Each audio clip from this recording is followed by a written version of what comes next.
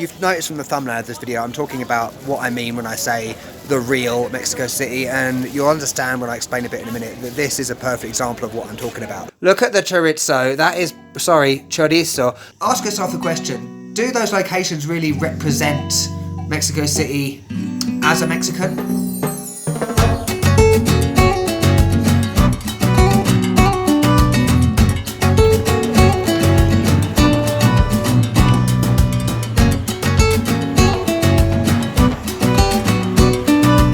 Hola, buenas tardes, and welcome back to Mexico City. Today is Thursday, and I'm in Colonia Napoles, which is where I live at the moment anyway. I'm moving next week, and today we're going to do a bit of a sit-down talky video because there's a couple of things I want to discuss that have come up recently in comments to videos, and I thought it would be good to do a video addressing those points. And also, today's video is the return of Cooking with David. Yes, if you saw the video I did on New Year's Day in the UK, you noticed that I've started a new thing this year, cooking, or at least attempting to cook. So we're near a market, and we're going to do a bit of shopping first. We might go to a supermarket if I can't find what I need, but let's go anyway.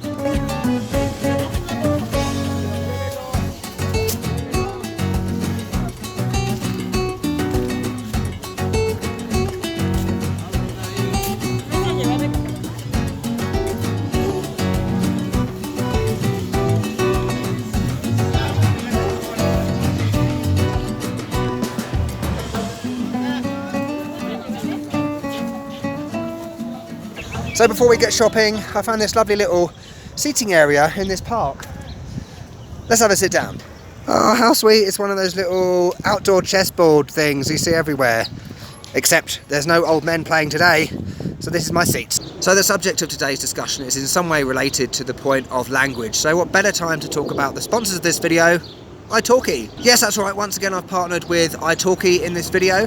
If you don't know who they are, where have you been? Because italki are an absolutely fantastic online language learning platform that allows you to not only learn a language from scratch, but also improve your level of language. Could be English, could be Spanish, could be Brazilian Portuguese, could be Russian, whatever. Now, when I'm walking around Mexico City, I see everywhere these signs where you can pull off the bit of paper on the lamppost saying, improve your Spanish, call this number. Just yesterday outside Buena Vista Forum Shopping Centre, I was asked by a guy if I would like conversational English lessons, which is quite ironic considering I teach English on italki.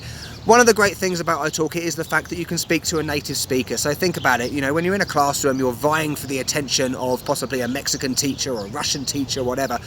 You know, the language that they teach you will be exact and correct from a textbook or whatever, but it might not be the language that is actually spoken in real life. The other great thing about italki is that it's hugely affordable. So you can find teachers on there as low as $8 an hour, $10 an hour, depending on their experience. Now, if you're interested in using italki to improve whatever language, as I said, you can check down in the description below or in the pinned comment where you can get $10 US in italki credits when you sign up to italki. How awesome is that? So get going with your language learning. I just noticed that I am living very close to the World Trade Center in Napoles, and thank you for all of your suggestions in the last video where we looked at areas where you can see the city from above. This is one of them. It was going to be in that video, but it was just going to be too long otherwise. Up the top is a revolving restaurant where you can get amazing views of the city, so potentially that might be in another video soon.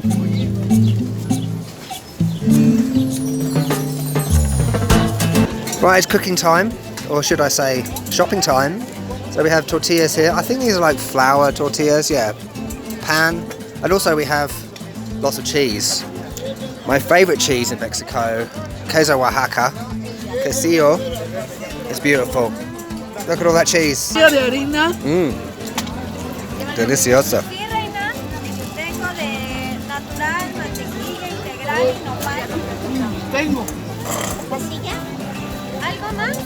Es todo. ¿Le doy bolsa o así? No, ¿le doy bolsa? ¿Algo así? Sí, perfecto, perfecto. Cool.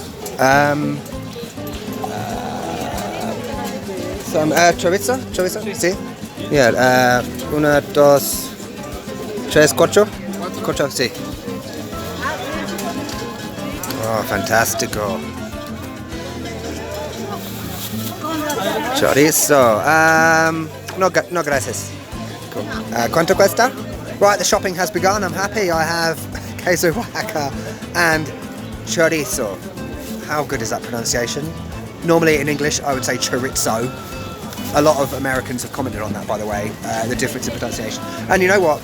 You've noticed from the thumbnail of this video I'm talking about what I mean when I say the real Mexico City, and you'll understand when I explain a bit in a minute that this is a perfect example of what I'm talking about. So I need some coriander, sorry, cilantro, and also some tortillas. I think that's everything. I've got salsa and I've got frijoles at home. Let's continue. Ah, fantastico. Ah, gracias. Perfecto. Sí. ¿Cuánto cuesta? 5 pesos. I can't believe I almost forgot. Limes, beautiful, an essential ingredient in what I'm making today. 1 peso for 1 lime, amazing. Hola, buenas tardes, solo 20 pesos, gracias. Ok, 20 pesos. Oh, gracias. A mí me encanta. Fantástico. Gracias. Hasta luego. I'm really happy. I really enjoyed that experience. You know, I was that close to going to the supermarket today. I didn't expect this market to be here. I don't think it's here every day. I can't remember. But, you know, I've spent about 50 pesos on this, which is insane. You know, if you did that in a supermarket, like Bodega Odero or something, be like 10 times as much, maybe. Probably not that much. But, you know, that market, it's made my day because the people were very welcoming and friendly, and, you know, they understood my Spanish wasn't great, but I was making an effort, you know, and it was just brilliant. You know, you cannot feel more like a Chilango if you go to places like this. It was just awesome, you know. So when you come to Mexico City, come out of your comfort zone and go to places like this. It might be daunting, it might be scary, you know, having to speak Spanish to locals, but it's brilliant. You know, I've got everything I need to make tacos con chorizo. Yes! Right, while I was walking home, I found somewhere that sold the tortillas I was looking for. You know, they're like the darker kind. I don't know what the differences are. I just know they taste nice. So now I have literally 1 million tortillas, but let's face it, for a Chilango, is never a bad thing. Right, I'm home.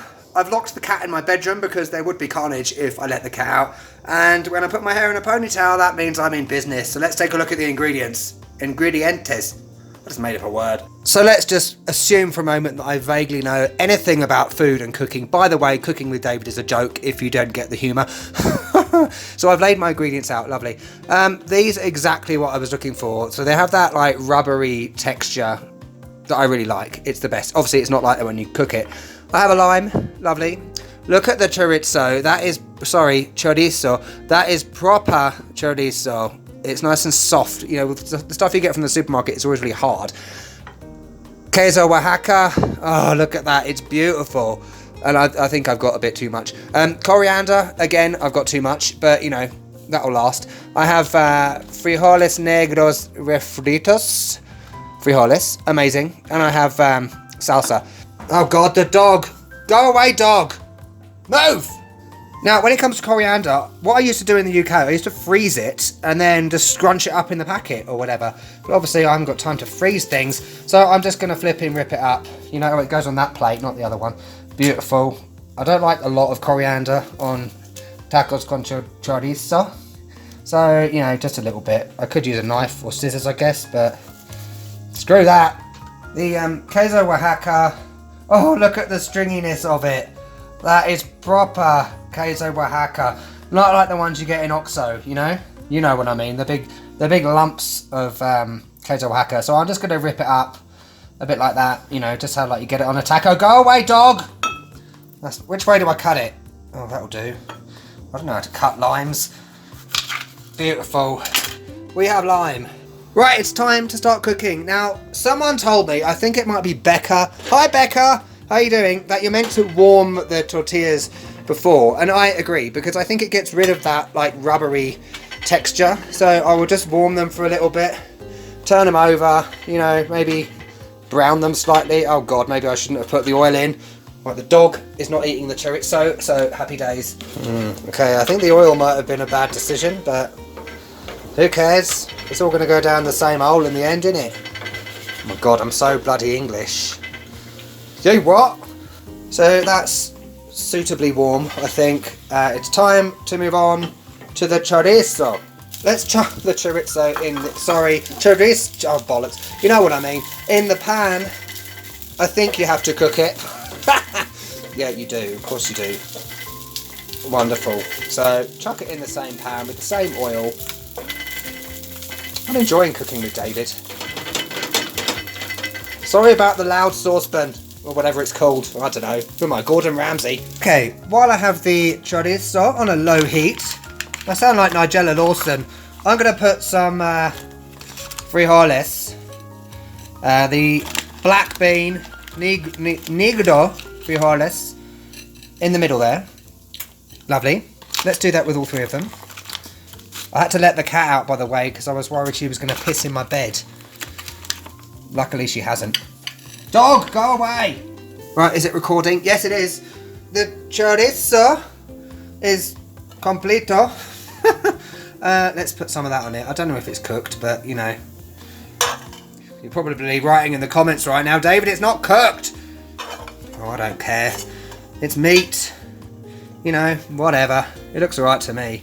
And it tastes alright too. I did try a little bit. So don't panic. Right, that's maybe a little bit more on the other one. Lovely. Oh, look at the Oaxaca queso. Queso Oaxaca. Oh, God, look at this. I am literally a Chilango right now. Chilango. I get the metro. I make tacos con chorizo.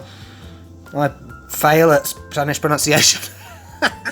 Okay, a little bit more. Oh, that's a bit. It's not stringy enough. Hang on a moment. Let's adjust the cheese. The cat is approaching.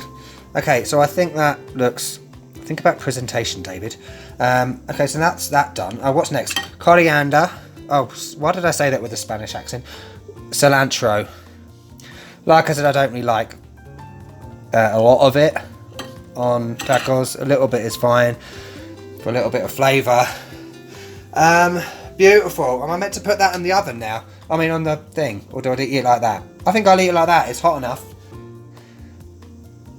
Inside the taco, not on the outside. Remember Talake Pake and the barrage of hate comments. Actually, it wasn't hate comments. It was quite nice comments advising me that you put salsa inside the taco. That's stunning.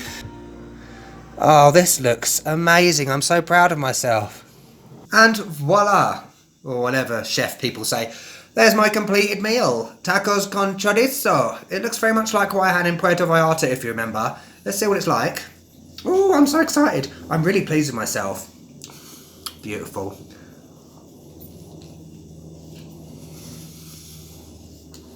OMG. I'm not blowing my own trumpet, but these are amazing. The lime really adds something of flavour to it. Think of vocabulary, David. Oh, my screen is frozen. Cat, go away! Yeah, coriander, lime, chorizo, queso Oaxaca, frijoles. This is amazing. Right, I'm stuffed with food. I hope you've enjoyed this edition of Cooking with David. It was a lot better than the last one. Well, it definitely was, let's face it.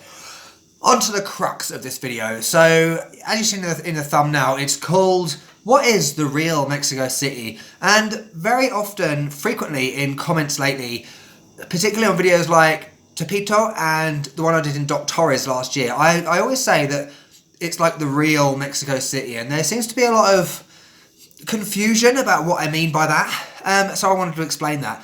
You know, for me, the word real has kind of two meanings in this context. So you can either say that somewhere is real or fake or not genuine, and that's like a negative connotation, but that's not what I mean. I mean real in a completely positive way. And a synonym that I would use for real would be authentic. And in the Tepito video, I did say that purposely to avoid those kind of comments. And it's very much in a positive way. So, you know, when you think of a city, there will be places that tourists will go to, you know. For example, Mexico City might be Condesa, Culiacan, the Zocalo, Grand Hotel, whatever. However, ask yourself the question, do those locations really represent Mexico City as a Mexican? Maybe not, because, you know, Mexico City is huge and it's diverse, and there are so many different areas. There's so much disparity in terms of wealth, affluence, you know, that kind of thing. And I'll give you an example for me as well. So I'm from the UK. I grew up in the west of London my whole life, born and bred. And, you know, from a foreigner's point of view or a tourist point of view, you know, you think of places like Buckingham Palace or Madame Tussauds or Harry Potter world. I don't watch Harry Potter. I've never seen Harry Potter in my life, just to clarify. But, you know, those areas don't represent London for me. You know, go out somewhere in the west where I'm from, or go somewhere in the east where I used to work for many years, and you'll see a more gritty, authentic, real representation of that city. You know, there's crime, there's poverty, there's violence, there is that disparity in terms of affluence. So you really get an opportunity to experience what it's like for a local, because, you know, Mexico City, not everyone lives in Condesa, not everyone lives in Polanco. So, you know, that's what I mean by real. Okay, so I apologise if there's any, you know, confusion about that word. Maybe it's a language issue, or, you know, a cultural thing in terms of the meaning, but I definitely don't mean it in terms of a negative connotation. You know, Mexico City is so diverse, and that is one of the most positive things about this city that I love, because you can go to somewhere like Polanco and feel very, oh, this is very nice. And then you might go somewhere like Tepito, or, you know, a less affluent area, and you really feel that, you know, this is what it's like for many Mexicans in Mexico City. And I think it's important to show that. So that's why I call it real. That's what it means. And very much in this video was a real experience for me, an authentic experience. I felt like a Chilango walking around that market, speaking Spanish to people, buying ingredients for a considerably cheaper price than it would be in a supermarket. So I feel like, you know, that's what a little old lady in Mexico City would be doing on a Thursday morning, and that's what I'm doing. So it's about having that real, authentic experience. So I'm conscious this video's gone on for about 1 million years, but I've enjoyed it. I've had a good day today. I hope you have as well. Don't forget to like, comment and subscribe if you want to see more from Mexico, and if you want to see more cooking with David, let me know in the comments. You probably don't. So anyway, I'll see you in the next video. I'll catch you later.